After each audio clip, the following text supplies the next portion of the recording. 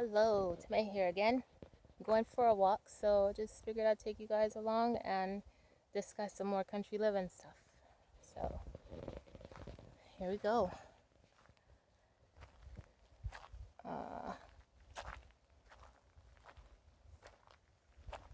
As you can see, we're pretty much in the middle of the mountains, like literally. This is my view. That's not our house right there. Our house is just down the hill right here. At least that's a little piece of it, the roof of it you can see at the back, or down there. Okay, so yeah, a couple things I just wanted to address really quick are why we do country living. I don't think I mentioned that in my testimony, so I would say the first place to start is with the book Country Living. If you haven't read that book already, it's a short book. Definitely recommend reading that book by Sister White. You can download the PDF, or you can download it on the EGW app as well. I'll try to leave a link to the PDF in the description below if you'd like to download the link or the PDF. So why do we do country living? Let's look at first why we wouldn't do country living. I would say a lot of people that or a lot of times I hear, people move to the country because they're afraid or they're running. They move out of fear. It's like trying to hide or something like that. And that was kind of the impression that I got from some people when I decided to do country living. It's like, you're moving out of fear or because of what someone said, or you heard a good sermon and it scared you, so you run into the country. But that shouldn't be the case. There's two different types of fears, though. I mean, there's godly fear. If it's godly fear is the reason why you're moving, then that's fine. That's good. Because Noah also moved with fear, with godly fear. He moved in faith.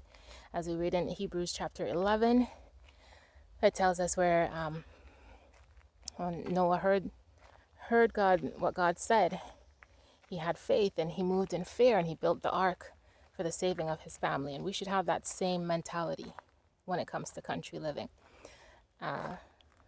With godly fear, as we read, I believe it's Proverbs chapter 8 and verse 13, that defines for us that the fear of the Lord is to hate evil, to hate pride and arrogance. It's also the beginning of wisdom, knowledge, understanding.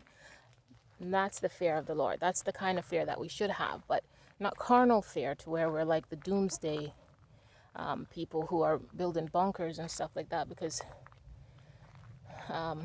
some of them know what's up. They know something big is coming, and other people are planning for a zombie apocalypse or something like that, but we should know that's not the case. Right now isn't really a time for hiding either. There isn't really anything that's going to prevent us from being found if we hide right now. Now when it comes to the time of trouble, we will have some divine assistance when it comes to hiding, so it would be more of a suitable time to do the hiding at that time. But presently, our reasons for country living is that's our cabin there, if you can see it right through the woods. Our primary reasons for country living now is preparation, spiritual preparation, character building. That should be our main purpose, is to build that character that we're going to need in order to receive the outpouring of the Holy Spirit, in order to be ready for the little time of trouble that's to come. If our characters aren't solid when that time comes, then we might find ourselves on the wrong side. So character building should be the main reason for doing country living. Something else when reading that book, Country Living, is to there's the chapters, I believe it's chapter 7, which gives us a word of caution to just things to consider before making that move. It's not really, as I said, it's not to listen to what someone else says, or if you heard a sermon and this sound good. You need to make sure you do the preparation and you do your research, and that your heart and mind is ready for that. That when I say that your heart and mind is ready, it's not to say, well, it's basically to say, you're not going to give up, because you got to expect that it's not just going to be something easy. It's, especially if you've been used to the city all your life, that's a big change. So you have to be willing to adapt to that change and not become dismayed after certain things might take place. I'll read something from chapter 1 of the book Country Living really quick. It says, "It was not God's purpose that people should be crowded into cities, huddled together in terraces and tenements. In the beginning, He placed our first parents amidst the beautiful sights and sounds He desires us to rejoice in today. The more nearly we come into harmony with God's original plan, the more favorable will be our position to secure health of body and mind and soul." So that's important. This actually helps us to secure that character, secure that health and mind, body, and soul. That's very important. So that's a good reason why.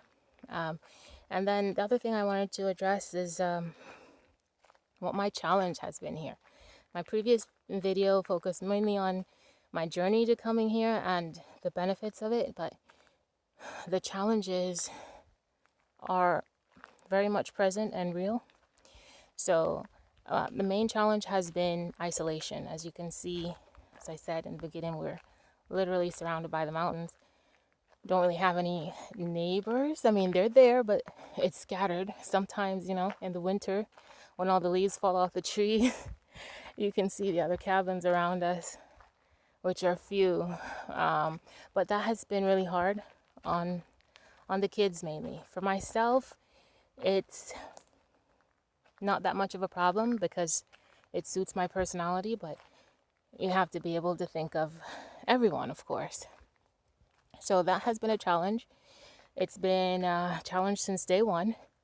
My family had a lot of oppositions to the decision I was making, as my radical decision. Of course, the kids were fine with it at first. It was new and adventurous, but after a while it becomes monotonous. So that has been challenging.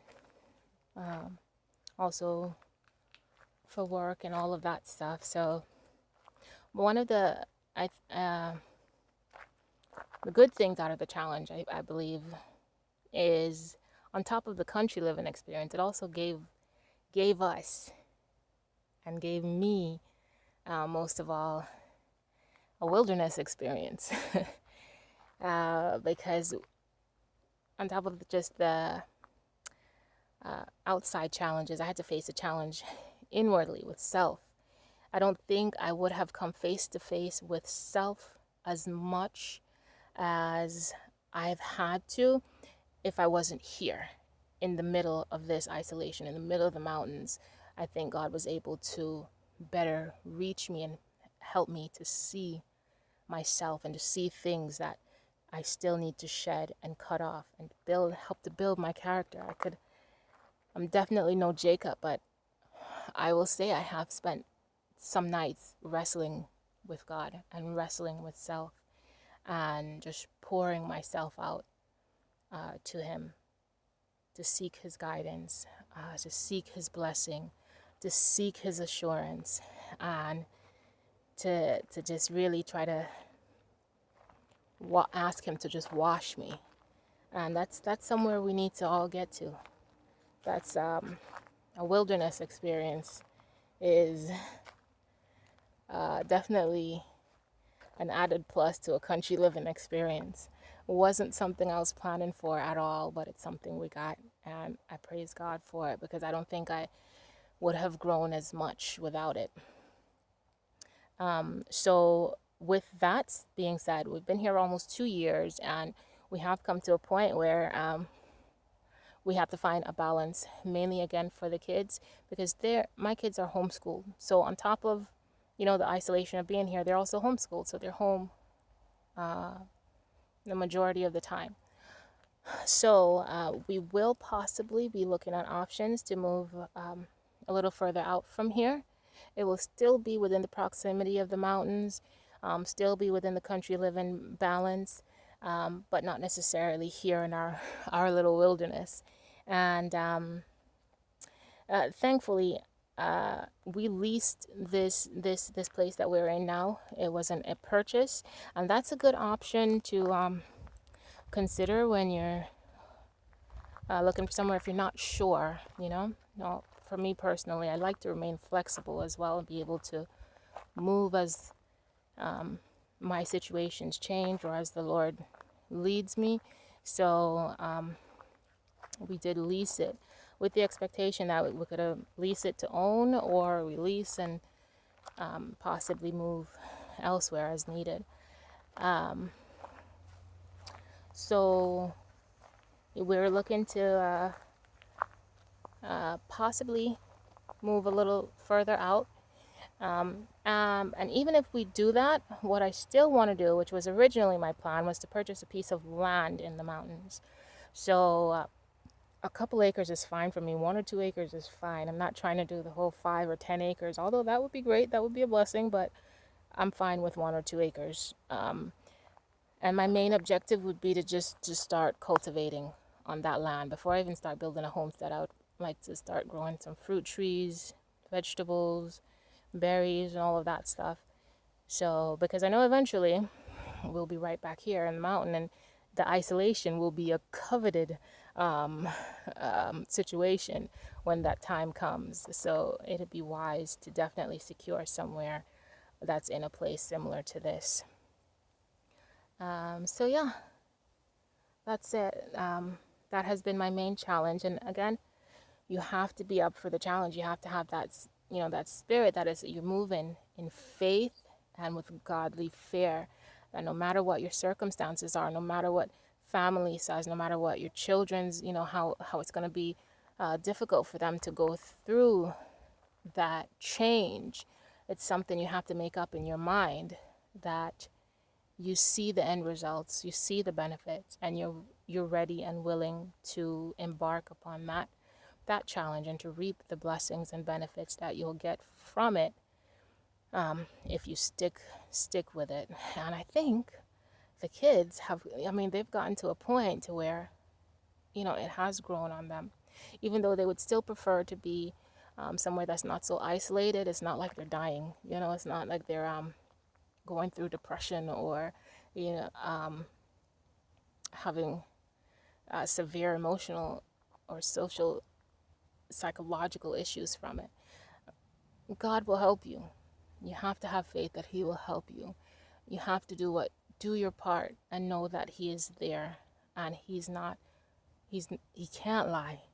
So if you ask him for help, he's going to give it to you. You'll be surprised at how it comes. You'll be surprised at how it affects your children and how it affects you personally, how you grow from it spiritually, and how they will grow from it and they will benefit from it. They're even at the point where, even if we move out, they're like, well, we can still always come back, and we can do this and we can do that. It's not like they're just like, I hate this and I never want to be here again or anything like that. So it's gonna take time. You're gonna go through the hard part, but the point of the matter is are you willing to stick it out through the rain, through the storm, to get to the sunshine in the morning? Weeping endures for a night, but joy comes with the morning. Surely it does. So, yep. That is that. And I'll keep you guys posted on our process here, and whether we stay put or we go. I'll keep you posted on that, and I'd like to share some more videos in the near future on other topics that have been on my mind as well. So God willing, we'll speak again soon. Oh, God bless.